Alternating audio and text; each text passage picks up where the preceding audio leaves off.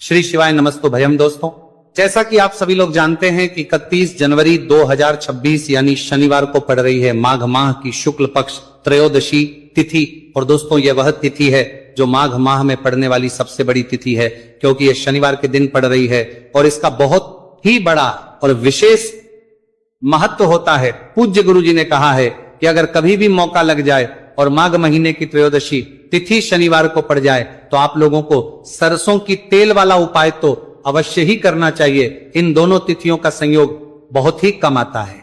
इसी के साथ में गुरु जी ने अपनी शिव पुराण कथा में बताया है कि इस दिन आपको सरसों की तेल वाला उपाय तो आपको अवश्य ही करना चाहिए, क्योंकि ऐसा दिन पूरे साल में सिर्फ एक ही बार आता है।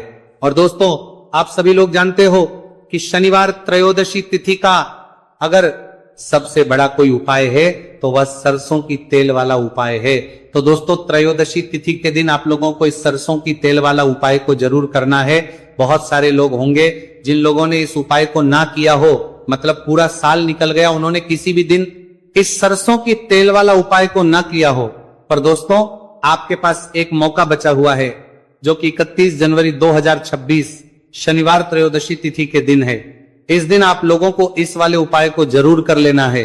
भले ही आपने पूरे महीने भर इस उपाय को न किया हो, पर अगर आपने इस माघ महीने के शनिवार त्रयोदशी तिथि के दिन अगर इस वाले उपाय को कर लिया तो आपको इस उपाय को करने का वह फल मिलेगा जिसकी आपने कभी कल्पना भी नहीं करी होगी। इसीलिए आप लोग इस वाले उपाय को एक बार जरूर कर लेना है, ताकि आप लोगों के हाथ से यह मौका ना जा सके और आपको इस उपाय करने का फल मिल सके। दोस्तों, ये उपाय पंडित जी ने अपनी अभी की ही श्री शिव महापुराण की कथा में बताया है जी।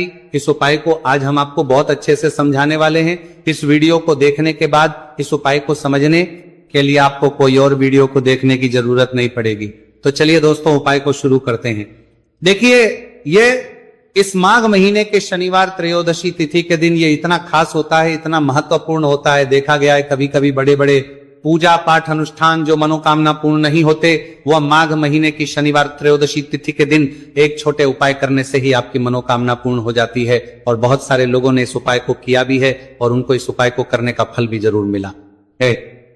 अगर आप लोग भी इस उपाय को करना चाहते हैं तो आप इस उपाय को पहले अच्छे से समझ लेना, सुन लेना, उसके बाद करना, आपको इस उपाय का फल जरूर मिलेगा। और इस उपाय को कर लेने से आपके घर में चाहे किसी भी प्रकार की दुहक और समस्या क्यों ना चल रही हो, आप उसका कारण भी नहीं पता है कि भाई ये समस्या किस कारण से चल रही है, उसका कुछ भी कारण हो सकता है। जैसे पितृदोष हो सकता है या किसी भी तरह का मंगल दोष भी हो सकता है। तो इस दिन आप लोगों को यह वाला उपाय कर लेना है।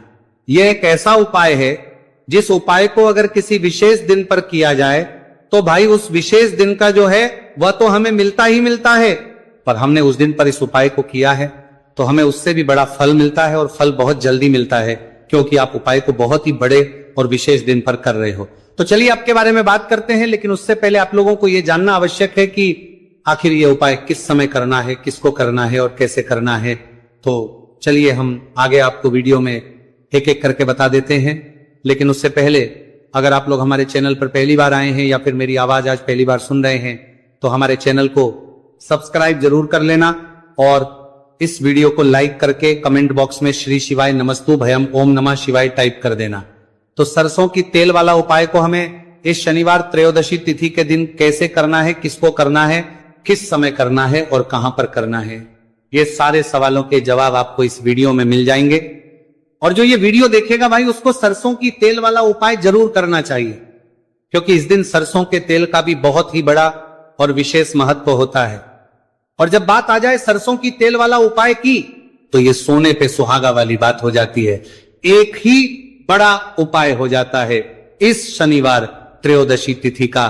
तो अब दोस्तों, इस सरसों की तेल वाला उपाय को आखिर करना किसको है, सबसे पहले हम लोग वो बात जान लेते हैं। तो देखो, घर की जो बड़ी माताएं बहनें होती हैं, उन माताओं बहनों में से कोई भी एक बड़ी माता बहन इस वाले उपाय को कर सकती है। और दोस्तों, अगर आप चाहें तो अपने घर में से सभी सदस्यों को भी इस उपाय को करवाए को सकते हैं। अगर किसी व्यक्ति की खुद की कोई मनोकामना है, खुद की कोई दुख और परेशानी है जो कि वो अपने लिए ही करना चाहता है इस वाले उपाय को, तो वह खुद अपने लिए भी कर सकता है। बाकी अगर कोई घर में से ऐसा है जो कि अपने पूरे घर परिवार की सुख और शांति के लिए ये वाला उपाय करना चाहता है तो भाई वो भी कर सकता है, उसमें भी कोई दिक्कत वाली बात नहीं है। कहने का मतलब यह है कि इस उपाय को हर एक सदस्य भी कर सकता है और पूरे घर परिवार के सदस्य के लिए घर की बड़ी माताओं बहनों में से कोई एक माता बहन भी सकती है।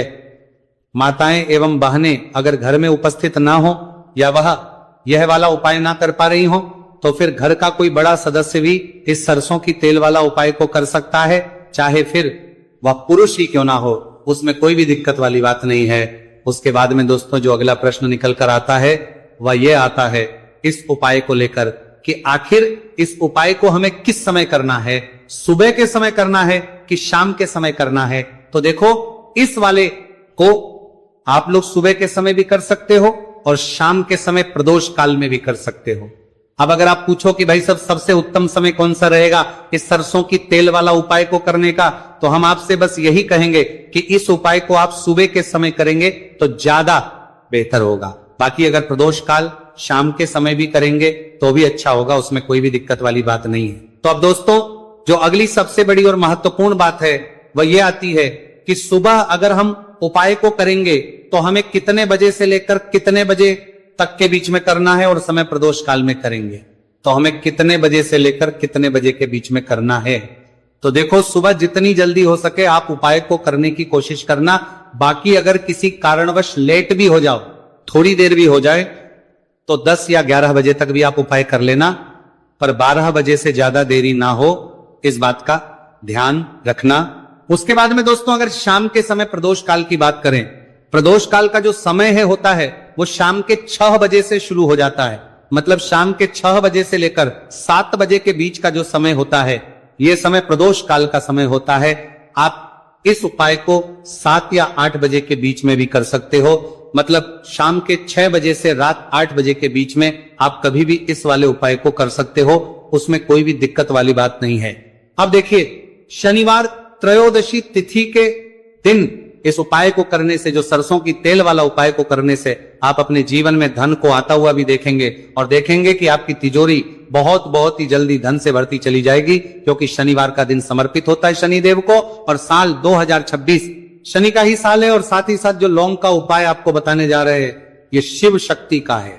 अब देखिए जब भी का उपाय करेंगे और सरसों के तेल के साथ करेंगे, शनिवार के दिन करेंगे, तो चमत्कार ऐसा होगा ना जीवन में कि विश्वास कर नहीं पाएंगे। ऐसा उपाय आज की वीडियो में आपको बताने वाले हैं कि सिर्फ सरसों के तेल में लौंग डालने से ही आप अपने जीवन में देखेंगे कि हर तरफ से पैसा आना शुरू हो जाएगा। कर्ज जैसी बड़ी बड़ी समस्याएं भी जीवन से दूर हो जाएंगी।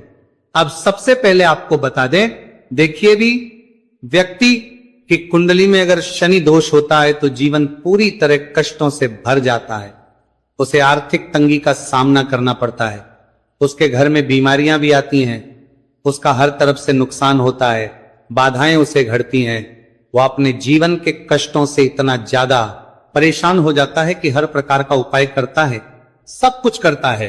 वह व्यक्ति जिसके जीवन में दुख और कष्ट बढ़ जाते हैं।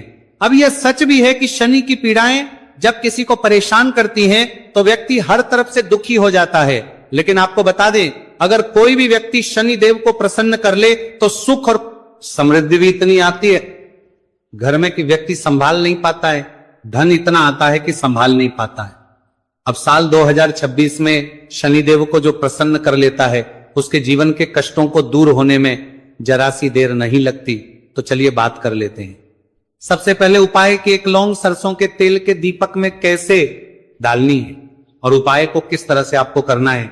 देखिए बहुत बार क्या होता है कि घर के लड़ाई झगड़े जो है ना ये बढ़ते ही चले जाते हैं, घर में नकारात्मक ऊर्जा बढ़ जाती है, हर टाइम घर में क्लेश हो रहा है, तो ऐसे घर में हमेशा धन की कमी होती है, हमेशा ऐसे घर में पैसे की कमी होती है, क्योंकि ऐसे घर में कभी भी मां लक्ष्मी वास नहीं करती है। अब सबसे पहले अपने घर के लड़ाई झगड़े को दूर करिए, आपके घर में पैसा खुद आना शुरू हो जाएगा। तो आपको करना क्या है, आपको लेना है सरसों का तेल, छोटी सी कटोरी में सरसों का तेल ले लीजिए और उसके अंदर आप एक छोटी सी लौंग डाल दीजिए।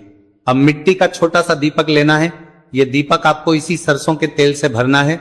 जो सरसों का तेल लिया है आपने, जिसमें एक लौंग डाली है फूल वाली, आपको क्या करना है उसी दीपक के अंदर डालना है, ठीक है ना। आप यहां पर अगर 2 लौंग ले लेते हैं तो भी बहुत उत्तम है। एक लौंग चाहे तो एक डाल दे, वरना 2 लौंग भी आप डाल सकते हैं। अब आपको क्या करना है, ये दीपक आपको लेकर जाना है शनिवार के दिन शाम के समय में शनिदेव के मंदिर में। देखिए, देव के मंदिर का मतलब है जहां भी शनिदेव की कोई मूर्ति हो, कोई प्रतिमा हो, कोई शिला हो, ठीक है ना, तो ऐसे मंदिर में आपको जाना है और शनिदेव के मंदिर में जाकर ये दीपक आपको जलाना है। शनिदेव से क्षमा याचना जरूर करनी है आपको, ठीक है ना। हमेशा आप जब भी शनिदेव से जुड़े हुए उपाय करेंगे, आपको शनिदेव की आंखों में बिल्कुल नहीं देखना है, उनके चरणों की तरफ देखते हुए आपको यह दीपक जलाना है, शनिदेव से क्षमा याचना करनी है और फिर अपने घर पर आना है। इस उपाय को शनिवार के दिन करिए और फिर चमत्कार, मतलब ऐसे ऐसे चमत्कार जीवन में होंगे कि बड़े से बड़े दुहक और कष्ट भी बहुत जल्दी आपके जीवन से दूर हो जाएंगे। तो शनिदेव की कृपा ऐसी ही होती है, जब वो किसी से प्रसन्न होते हैं ना, तो उसके पूरे जीवन को धन सुख समृद्धि से भर देते हैं। अब शनि की पीड़ाएं परेशान कर रही हैं या नहीं भी कर रही हैं, घर में पैसे की कमी बहुत है, कष्ट बहुत है, तो ये उपाय आप करिए। शनिदेव के आशीर्वाद से बड़े से बड़ा दुख भी आपके जीवन का हो जाएगा। अब देखिए, बात कर लेते हैं अपने दूसरे उपाय की, जो कि शनिवार के दिन आपको करना है। और इस उपाय को करने से आपके किसी भी कार्य में, आपके व्यापार में, आपकी नौकरी में, आपके काम में कोई भी रुकावट नहीं आएगी। बहुत बार होता है ना कि कोई बड़ा काम करने जा रहे हैं, नजर लग गई, नहीं हो पाया, बड़ा काम करने जा रहे हैं, कोई नई चीज की शुरुआत करने जा रहे हैं, नहीं होता है, कभी नहीं है। पास में तो कभी पैसा है, सब कुछ है, लेकिन भी काम नहीं बन पाता है, बार बार अड़चन आती है ना। तो देखिए, आपके काम भी बनेंगे, जीवन में सफलता भी मिलेगी, नौकरी भी मिलेगी, नौकरी में प्रमोशन भी होगा, और व्यापारी अगर आप हैं तो व्यापार बहुत अच्छे से चलेगा। आपको करना क्या है, आपको यहां पर 2 कपूर के छोटे छोटे से टुकड़े लेने हैं, जैसे कि हम टिकिया भी बोलते हैं, कि 2 ही आपको लौंग लेनी है।